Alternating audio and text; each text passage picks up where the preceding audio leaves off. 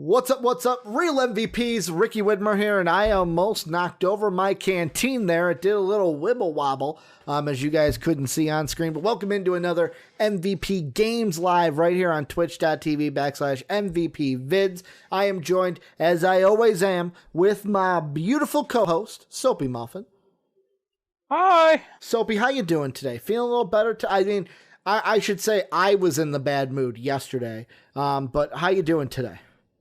I'm doing pretty good. And how are you doing? I am doing a lot better than I was yesterday, I will say. Little bit happier today. Yesterday was a little sad day for me, but feeling a lot better today.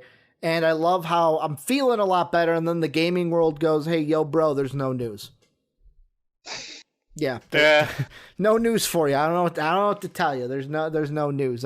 So today might be our shortest MVP Games Live, but we're going to get through it. We're going to make it everything that it can be. Before we get into everything, though, let's get some housekeeping out of the way. Number one, join the Discord if you have not already. It's a great place for the real MVPs to get together and talk about everything that we love under the sun. You can talk to us, patrons, non-patrons alike, all together. Link down below in the description, or !Discord, fail Soapy, fail. As Soapy tried to do it in Twitch chat right now, and it did not work for him. But !Discord at any time will get you that link in the Twitch chat. Also, patreon.com/MVPvids is how you support the channel, bronze, silver tier, or platinum. You can help support the channel and participate in some of the shows. Also, thank you to our Patreon sponsors, Pat Hill and Philly Sean. We could not make this show work without the help and support from our patrons. And then last but not least, we record the show on Twitch Monday through Friday, but you can always catch the show on YouTube, twitch.tv/MVPvids or MVP Entertainment on YouTube. But let's get into the show proper, Soapy. And only 3 things on the docket today. Like I said, not a big show, not a long show for us here for MVP Games Live, but the big meat and potatoes of this show is going to be Nintendo had a direct today, and they talked about it was all Super Mario Bros. It was the Super Mario Brothers 35th anniversary direct, and some of these things were hits to me. I've got some things to talk about. Some of them were not, and the first one we're just going to get out of the way because this was one of the things that was not a big hit for me. And they were basically like, okay, I was like, okay, what does this have to do with anything? But basically the first thing they showed was a Game & Watch Super Mario Brothers, where it's a little, I believe it's like a little handheld, kind of like the Game & Watches that they had back in the day. It's got some Mario games on it. It's got a Mario Game & Watch game on it, colored screen. It also works as a clock. This one, like I said, might be the one we have the least to talk about, but does this to you, does this have any use to someone besides a collector? I mean, collectors are going to absolutely eat it up. Mm-hmm. I don't know if the average person is going to be like, oh shit, dude, I have to get this Game & Watch Super Mario.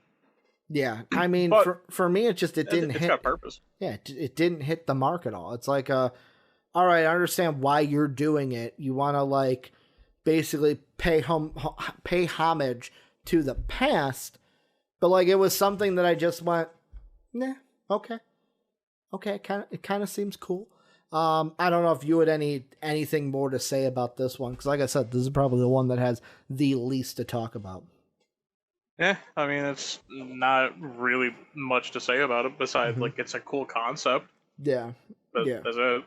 The next thing, though, they talked about that had this was the first real game that they talked about. It's called Super Mario 3D World plus Bowser's Fury, and it kind of looked like from the trailer that they made where you could play as different Super Mario characters, kind of at a 3D kind of platforming aspect to it. There was one point where all the characters, the 4 that they showed off, Mario, Luigi, Peach, and Toad, you could put on cat suits, which make you have different abilities, like they could climb up walls and shit.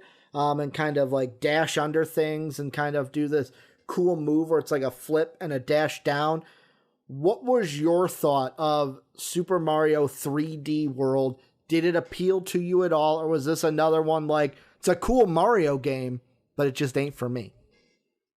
Yeah, this is why before I was saying I can't wait to see how short the show is, because I may as well basically dox myself live. I really don't care for Nintendo games. Yeah. I mean, so, while watching this, I was like, Nintendo game, like Mario games to me have a certain aesthetic to them, but they haven't been games to where it's like, I can't remember a Mario game I actually played front to end and actually like beat all the way through. And these games are like, this one's cool. It's trying new things, like with the cat suits, and they had different abilities. Like there's one mushroom that like splits you into two. This game is old, by the way. These are basically just, they're bringing all the old games to Switch, basically. I mean, I'm just saying, it looks like I've never played this one, so for me it looks kind of cool. And they look nice on the Switch. Yeah, I wasn't trying to be an asshole when I said that. It was more or less of just kind of like... be an asshole you want. These aren't new. No. Like, these aren't new. It's just kind of, they're like, hey, let's make more money off Mario. The one, though, that I will say, this is the one that I think will have the most discussion, because to me it was... To me, this was an adventurous kind of thing for them to do, is it's called Mario 35, and it's a battle royale game, where your first thought might be to like roll your eyes like, really? Like Mario's gonna get in on the battle royale mode of this? But Soapy, the thing for me when it comes to this is they're doing a battle royale style that to me is different than all the other battle royale games and stays true to what Mario is. So if you haven't seen the direct, I'll explain what the game is like. So it's you and 34 other combatants at one time, and you're basically playing through Super Mario Bros. And you're going through levels as usual. But enemies that you kill in yours get sent to the other contestants and the other challengers. They get sent into their games, and vice versa. Any enemies that they kill can get sent into your game. So like there's a while where it's like at first you see some KOs, but like as you see more and more enemies dying, you see enemies being thrown all over, and it's like, holy shit, there's at some point where you might get overloaded by enemies because of what's going on in the other screens. There's also like 4 different roles that you can kind of change. Like one's I'm going to just rewind and just read them off because it's probably the easier thing. One's lowest time, one's attackers, most coins, and then random you can kind of switch it to. Did this do anything? Like, I know, Soapy, you've been someone where you're like, battle royale games are kind of meh for me. But, like, is this just Nintendo trying to cash in on the battle royale front? Or did you see this and go, hey, you know what? This kind of has a unique kind of style to it that's different than other battle royale games. I mean, I think it's a little bit of both. I mean, I like to see the fact that, obviously, like you said, I don't like battle royale games at all. But, like, it's nice to see Nintendo try to, like, breathe, like, a new life into it. Of where it's not just, you drop in from a plane or something. Like, no, it's you're just playing Mario, and it just so happens it could get harder. Yeah, for me the thing that like I said is the most unique to it is that when I kill, like if you and I were playing, if I kill an enemy in mine, it then pops up in yours, and I think that is going to be a kind of how do I want to put it? Like, it's a different aspect that I never thought about for a game. The other thing that's interesting about this that I think might affect how many people play it is this is not going to be something that is you can go out and buy it. So it's going to be exclusively for Nintendo Switch Online members, and they're only making it available so it goes live on October 1st. And it's only playable until March 31st, and then it's done. Is that even like, I saw that and there's a part of me that goes, is that a smart idea? Or is this basically Nintendo just saying, hey, we're doing this because it's Mario's 35th anniversary, but we don't expect to have big updates when it comes to this game? I mean, it also may just be them testing the waters with that style of game. Mm-hmm. Because, for instance, that may just be them pulling the Ultimate Alpha Chad move and just being like, oh, okay, cool. Let us say, like, this game's only going to be around for, like, this many months. Mm-hmm. That means people are going to play it. Yeah. Like, they may have just actually pulled the biggest Chad move of all time. Mm-hmm. I mean, it's a good point. Like, because I'm trying to think with Nintendo and the Switch, maybe Philly Sean can help me, is how many people, like, do you need Nintendo online to play most games, kind of like you do for PlayStation? Like, most of the games I play on PlayStation are online games. So it's like, I need that PlayStation Plus in order to play those games. To where, is this going to be something where if you don't have Nintendo online, are people going to be like, oh my God, I have to get that because I have to play this game? Well, I mean, personally, it wouldn't do that for me, but, like, there are some people who like Battle Royale games and like Mario. Mm-hmm. So, like, you're bringing in the people who also, I think it's Tetris 99, I think is what it's called. Mm-hmm. It's basically like a Battle Royale Tetris. Like, it kind of is going to attract that crowd as well. Okay. But obviously with a slightly different thing. The only thing I'm worried about with it mm-hmm. is, so obviously it's the more enemies that die, mm-hmm. you know, they pop up into yours. The only problem is, what do you do when it's like the last two people? They're just trading off enemies. But, like, that's not that many enemies, though. Unless you start, like, absolutely just, you know, fucking up every single frame that's on screen with how many enemies there are. Well, and I mean, in the trailer, they kind of alluded to that. They had at some points where it's like, you look at some of the screens and it's like, holy shit, there are too many enemies for this person to kind of combat. To where I wonder if that's what it's going to be, of like, are they going to, the least competitors there are they going to up the spawns of those enemies so that it makes it more challenging when it's just two of them? Otherwise, it's just, oh, we're passing enemies back and forth, and it doesn't really do anything. Yeah, and I mean, honestly, probably what they would also do is, like, later in the later rounds, just start adding, like, the harder enemies, like the Hammer Bros and stuff like that. Yeah. Like, start adding those. Mm-hmm. I almost said the Caterpillar, but the Caterpillar guy wasn't that hard in the games. He was just kind of annoying. Yeah. I think it's Chomper, I think is what the giant ball thing's called. Mm-hmm. Like, adding them at some point. I don't know if you can even kill Chomper in any of the games. I think it's more or less just hoping that Chomper doesn't hit you. Mm-hmm. Yeah, just adding stuff like that. For me, it'll be interesting. I will say, for me, I am definitely going to try it, only because I do not pay for my Nintendo Switch Online. I am lucky, and I have a wonderful cousin who has also a tremendous boyfriend who's also one of my best friends. And they let me basically be on their Switch Online family plan for free.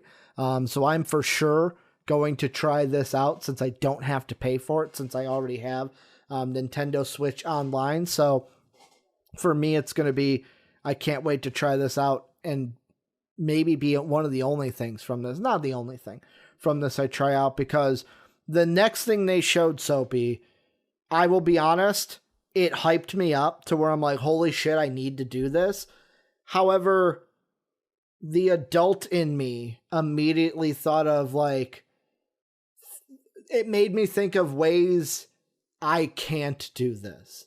And so what they're coming out with is, it's basically called, the exact name is Super Mario Kart Live Home Circuit. And what it is they have little racing toys, like it's a little, like, Mario Kart of Mario, basically like an RC toy, with above him a camera.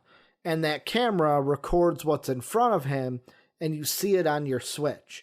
So it's like you're controlling the RC car with your Switch, and you're seeing a kind of a track in front of you with kind of like basically VR technology.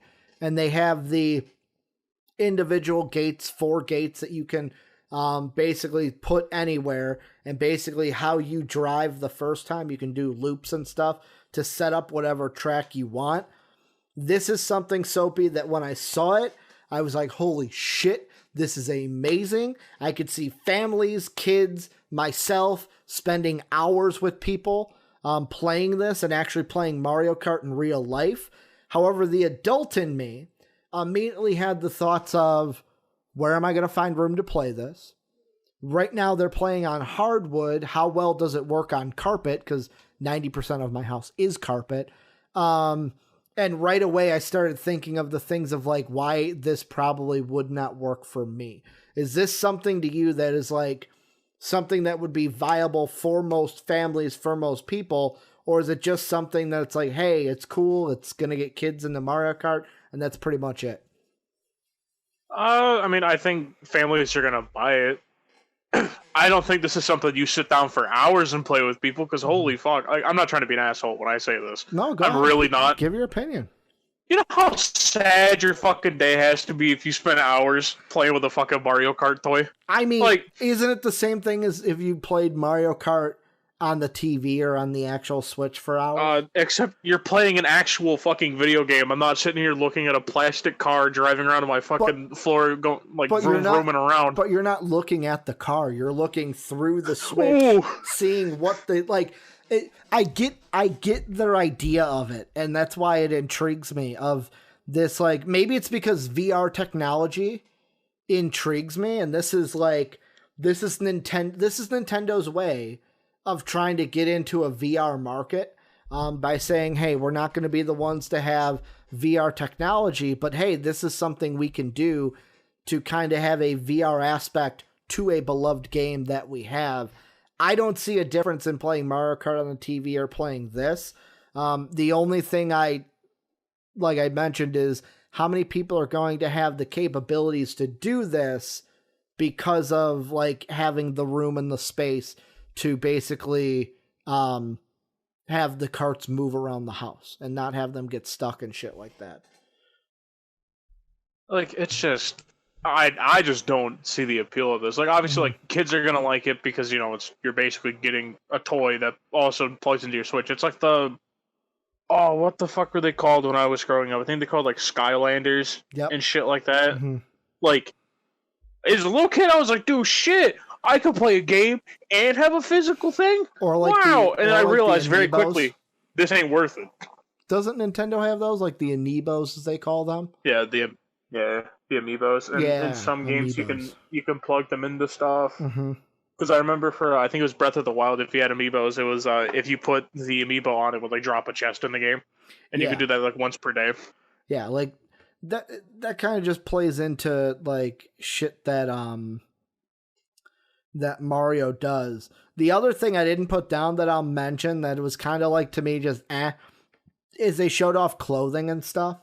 Like pins, clothing. The only you don't want that Mario drip? The only thing that I saw that I would think about buying, Soapy, and I'll ask you, is that Puma is coming out with a Mario. It's called the RS Dreamer Super Mario 64. It's basically a tennis shoe where the top is red, the bottom or the middle is blue, and the bottom is white. I'll be honest, the design of it, my first thought was, so I agree with Philly Sean, the sneakers are fire. But my first thought of it when I saw it was not Mario. I thought, oh, cool, they're making a Sonic shoe? Like, that's what I thought. The first thing I fucking thought of was, I'm like, why am I wearing the French and or Russian flag on my foot? I guess that's... You could also say you're wearing the American flag on your foot, bro. Red, white, and blue. Team America. But that one's a little different, though. Team America, baby. Because we got the stars and stripes. With those one, it's just 3 different colored bars. Team America. COVID bad. COVID bad. My mask bad, too. My mask bad, too. But yeah, I think the sneakers are fire. I just looked at it and I was like, it looks like a Sonic sneaker to me. I'll ask you, would you buy it? Would you wear the Super Mario sneaker? No. Not just because it's Puma? Well, no, yeah, not just because of that, but I just don't wear video game shoes. Mm-hmm. I mean, hey, Also, because that thing's gonna be fucking expensive. So if they because made they'll find a way to chalk up that price. if they made bomb versions of like the Sonic sneakers, I would definitely get them. Would definitely get those sneakers. The last two things, yet again, they're games that have been out before, but they're releasing them to Switch, which is the appeal of Mario. Is the first one is called Super Mario All-Stars. So it's got basically 4 games in it. You get Super Mario Bros., Super Mario 2, I want to say, 3, and then one other. I'll have to wait for the trailer to come up with them so I can list them off. But yet again, this is something that they were available on the Super NES. Now they're coming to the Nintendo Switch. Like I said, it's Super Mario's 1 that was NES, Super Mario 2, Super Mario Bros. 3, and then Super Mario Bros. The Lost Levels are the 4 games that you can play as. Soapy, does this, yet again, you said Nintendo games aren't your jam, but if they were, should Nintendo fans be excited about these old games coming back to the Switch? I mean, yeah, because it's Mario. Like, I don't want to just sound like I'm being boring as fuck, but like, I just don't have much to say about Nintendo. Then I'll say like, this. The last thing is basically, I'll just feed the last one in, because the last ones I do have things to say about. So Mario 64, Mario Sunshine, and Mario Galaxy are coming to the Switch. These are the 3 games that I am excited for more so than Super Mario Bros. 2, Super Mario Bros. 3, because as a kid, like I said, never got through a Mario game. Never got through Mario 64 because I was... How old do you want to say I was when it came out, Soapy? Well, I have to remember when Super Mario 64 came out. I'll give you the year. It came out in 1996. All right, so let me deduct a couple, about 24 years off.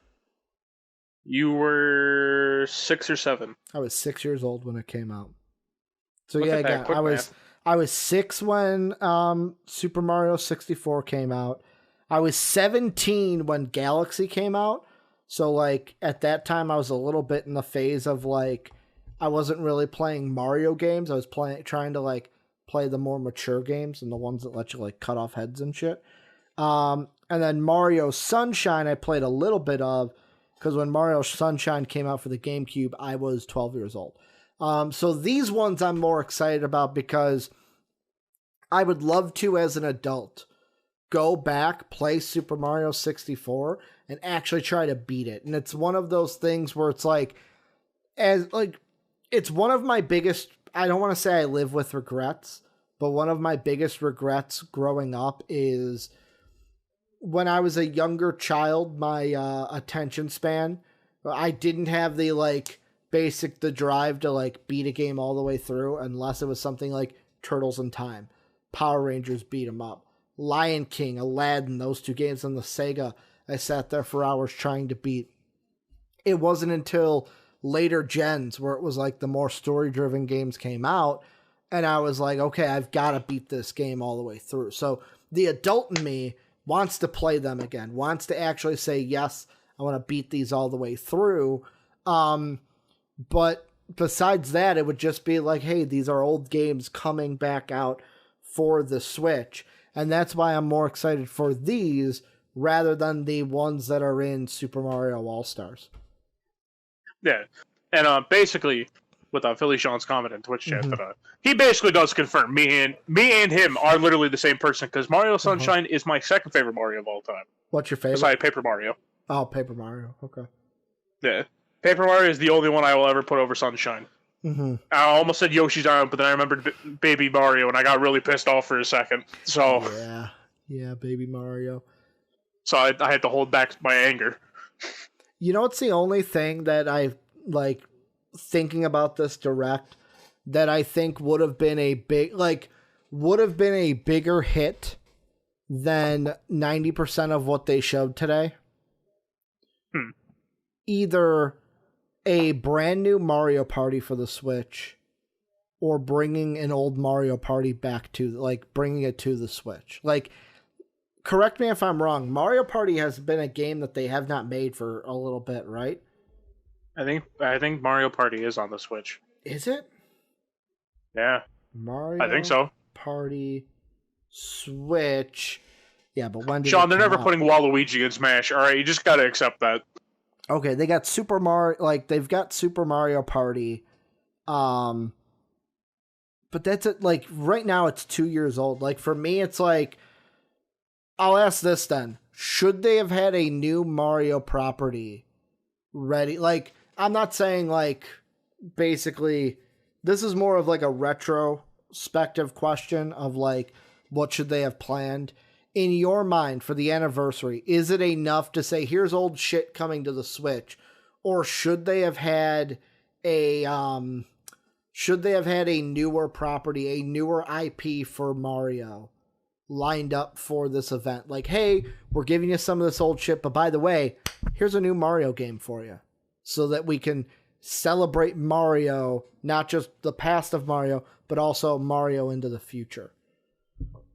Yeah, and I think it's something that excuse me.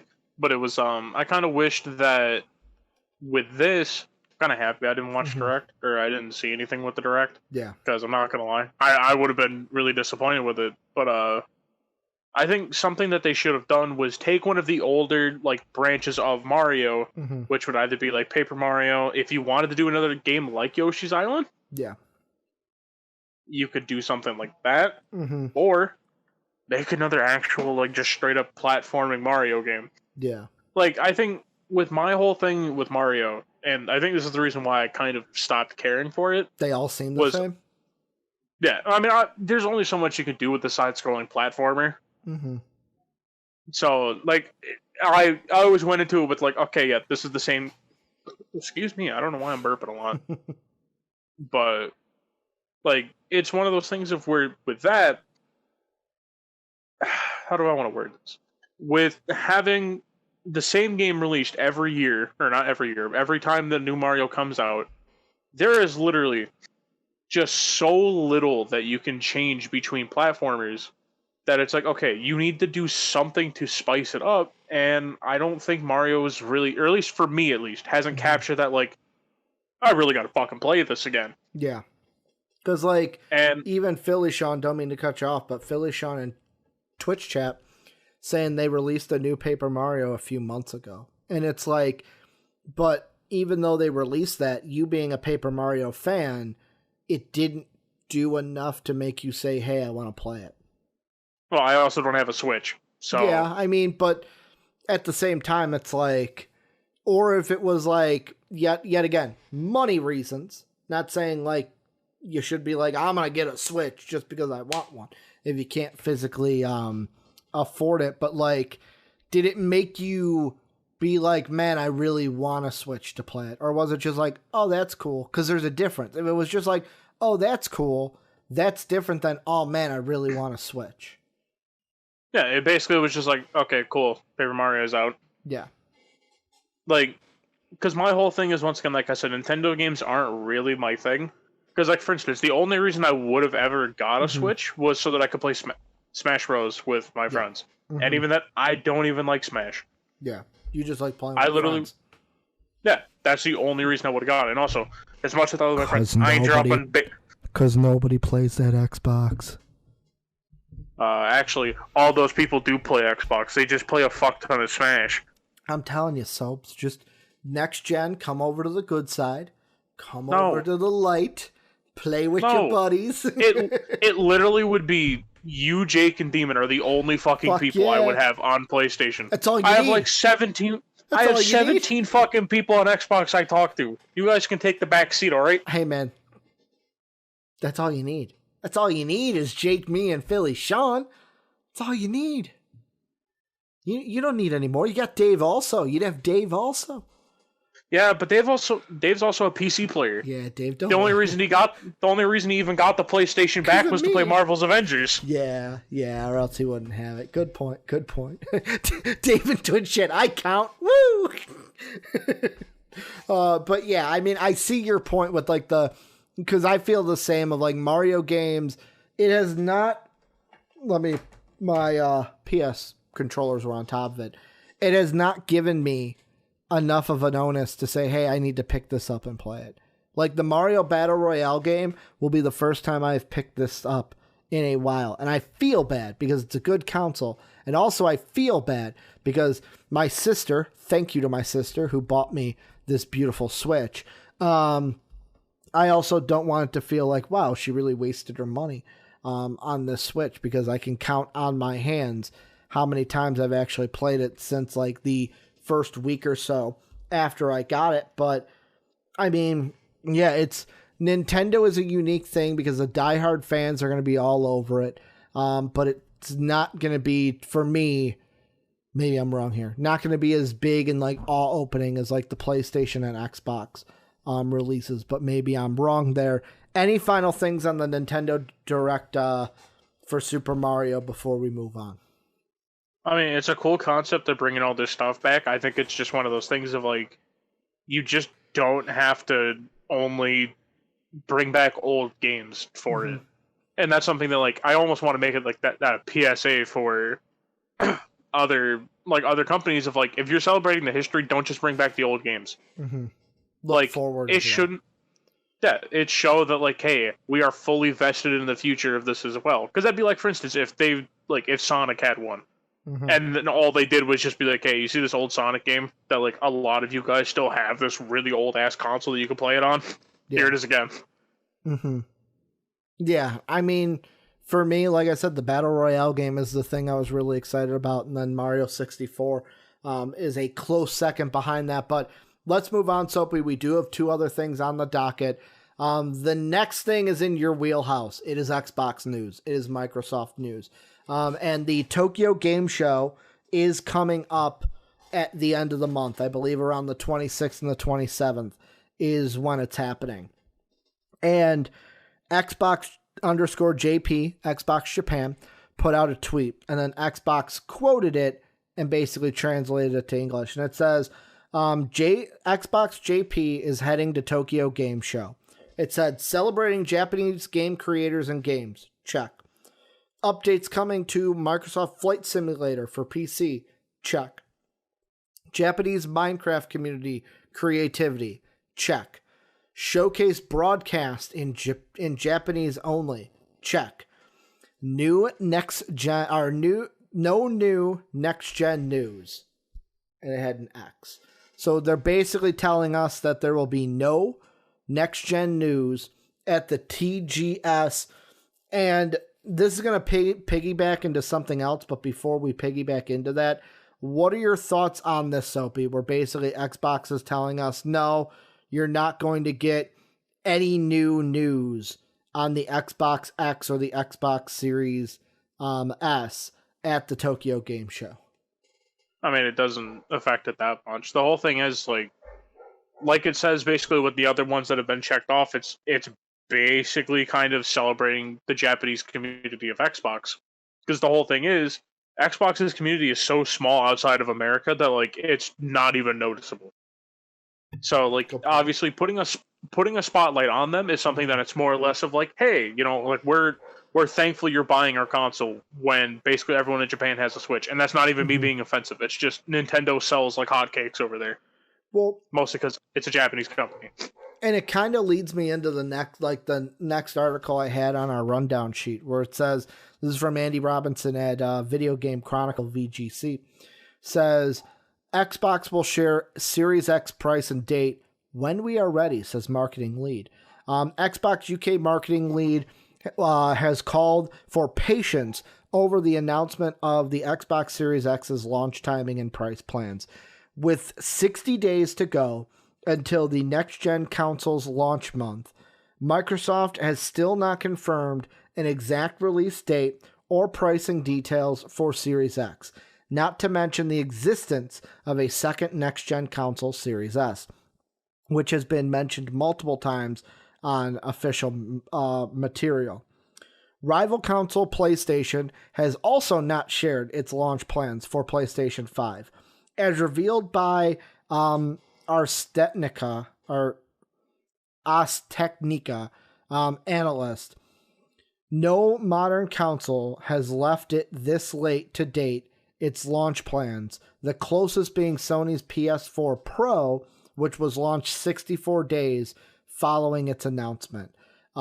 Responding to a fan on Twitter this week, Xbox UK's marketing lead and Xbox on host Samuel Bateman emphasized with the demand for launch news. I understand everyone is excited to know and people want to plan purchases, etc. We'll let you know when we are ready.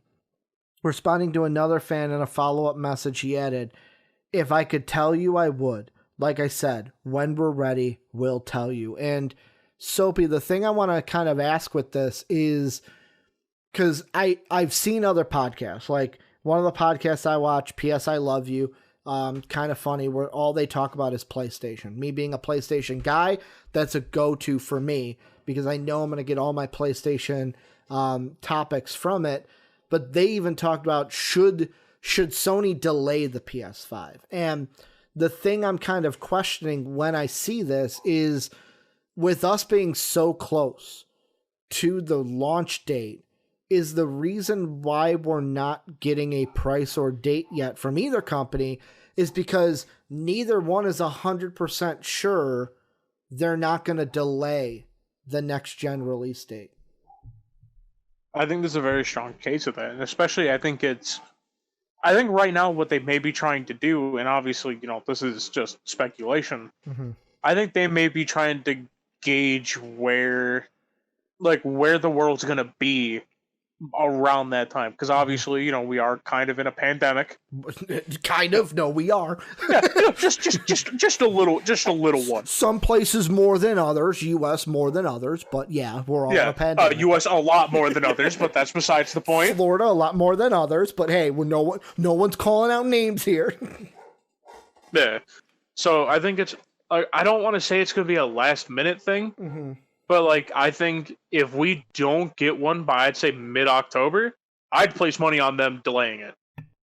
Well, and I mean, the thing, I'm going to piggyback off you, when you said gauging interest, that's what I kind of feel like so I got an email from PlayStation basically saying, hey, we might not have enough supply for pre-orders. If you want to pre-order it, all you got to do is put in your PlayStation ID, and we're going to pick a select few to basically get an advanced pre-order copy. And a part of me is like, well, duh, I'm going to do that. I want to make sure I get a PS5 because I know I'm going to buy one.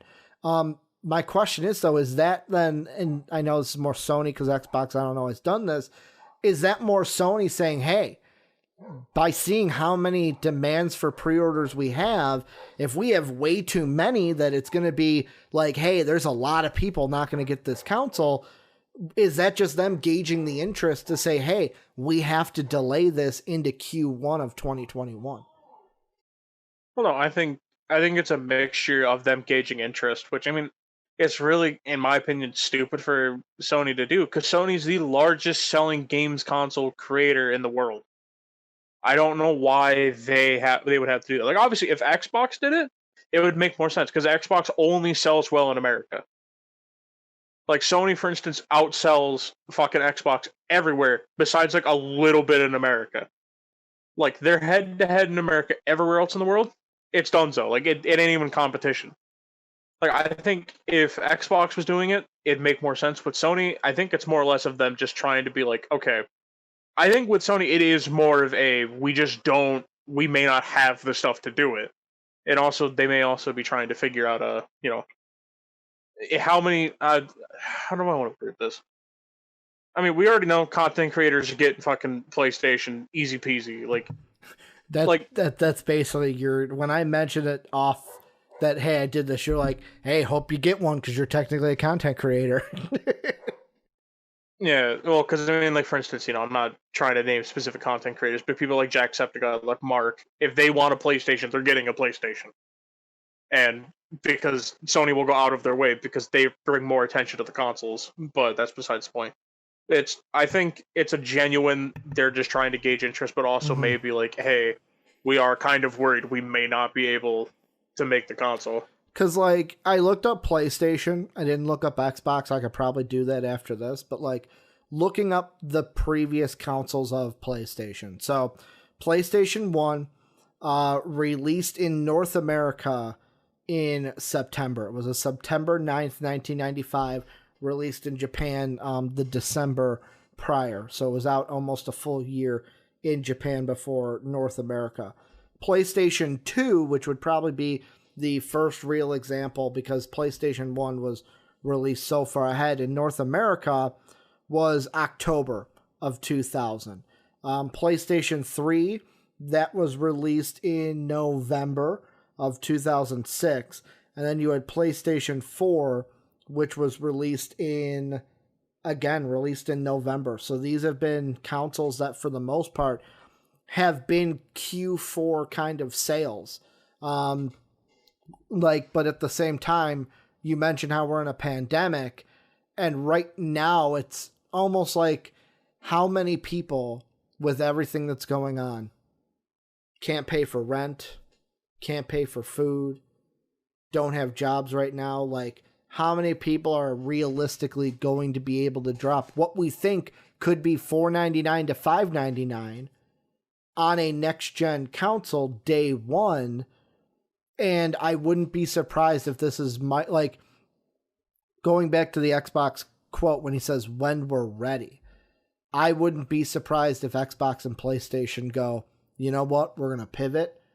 We're going to go for we're going to plan for a February, March release and kind of see where the world is. Because right now I don't see like a snap of the finger and boom, everything's gone.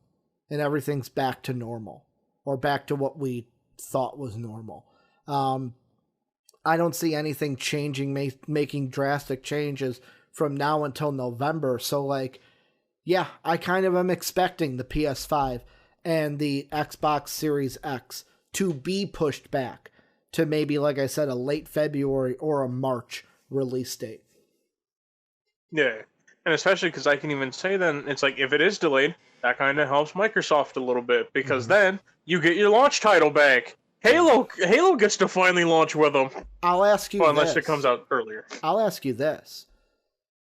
Regardless of what PlayStation does, let's say PlayStation is going to launch in November, could Microsoft pull the move of, we're still going to delay.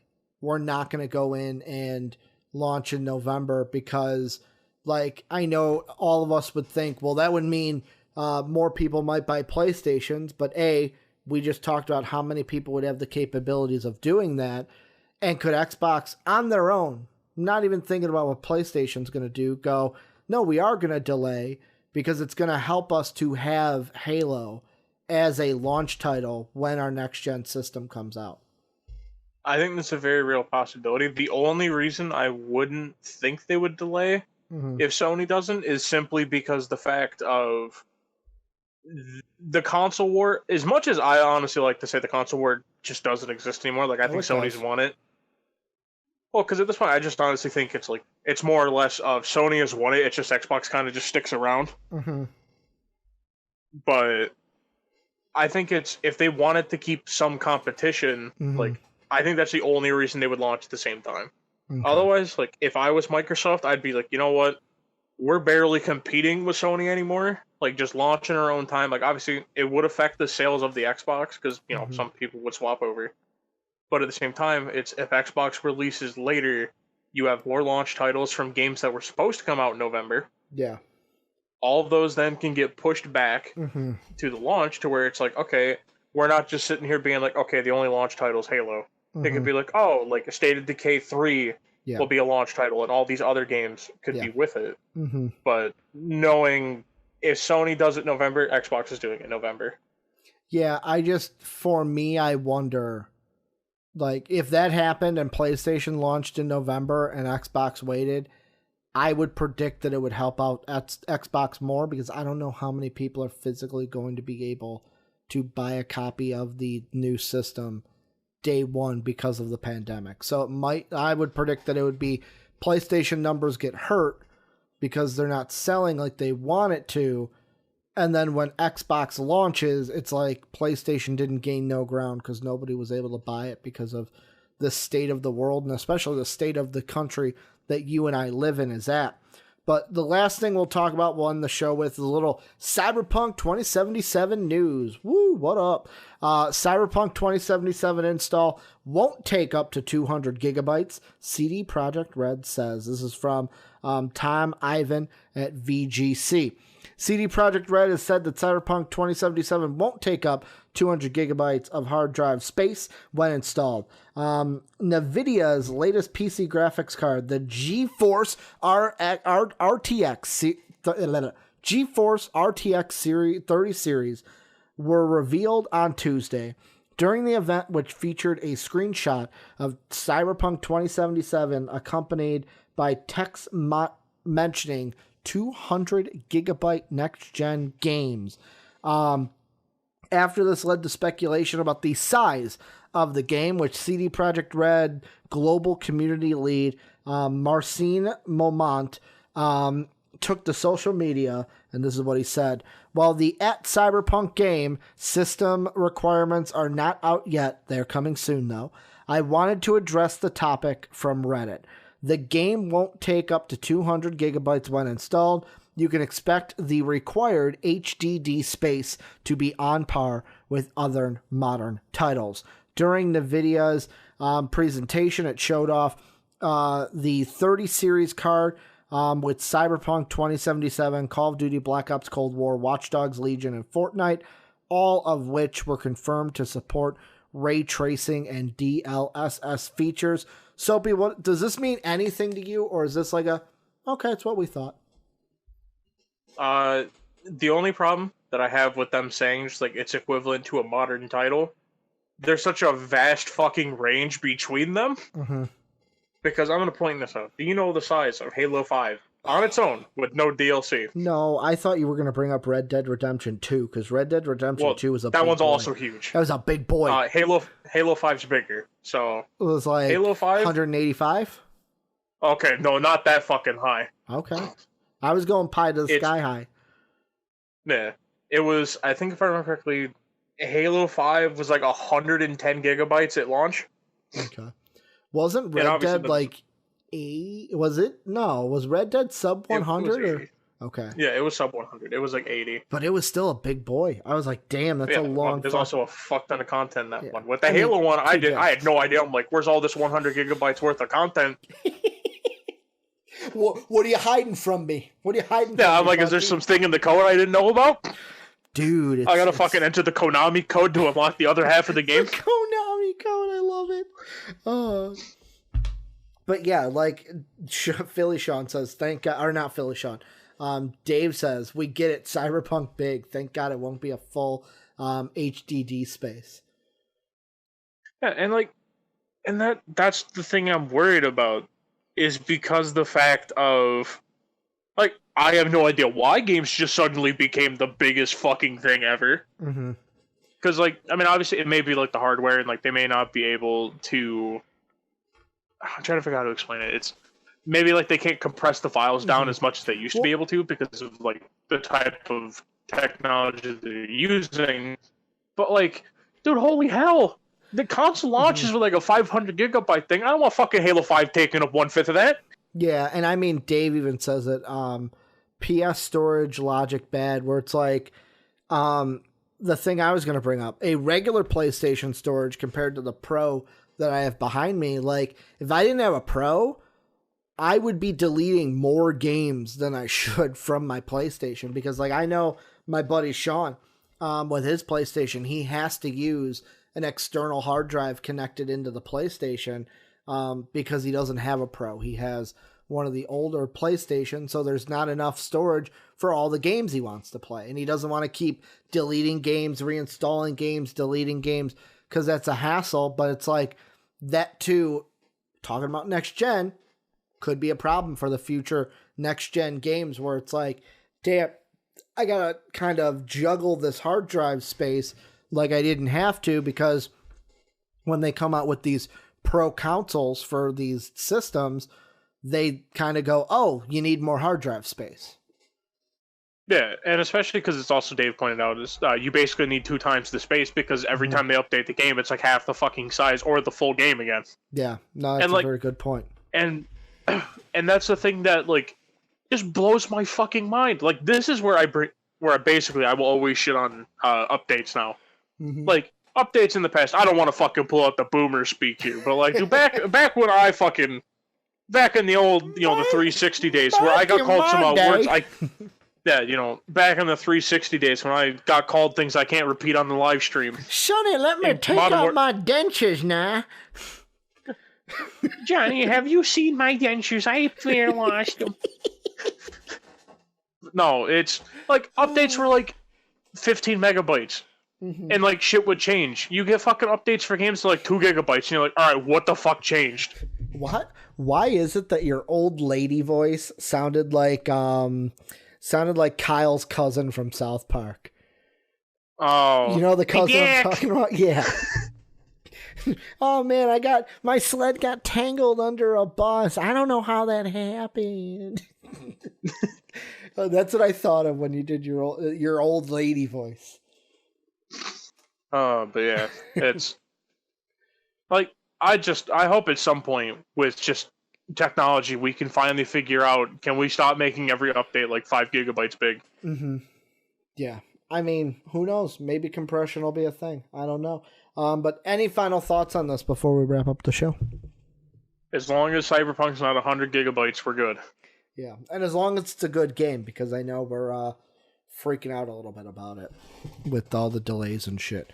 And I know you and I check out one of the past games live. We talked about our expectations of should we be worried by Cyberpunk, so check that out. But that's going to do it for MVP Games Live for September 3rd, 2020. Want to thank all of you guys for watching live on Twitch, and thank you guys for watching if you're watching afterwards on YouTube. Twitch.tv/MVP Vids is where we record the show every Monday through Friday. You can also catch it on YouTube, MVP Entertainment.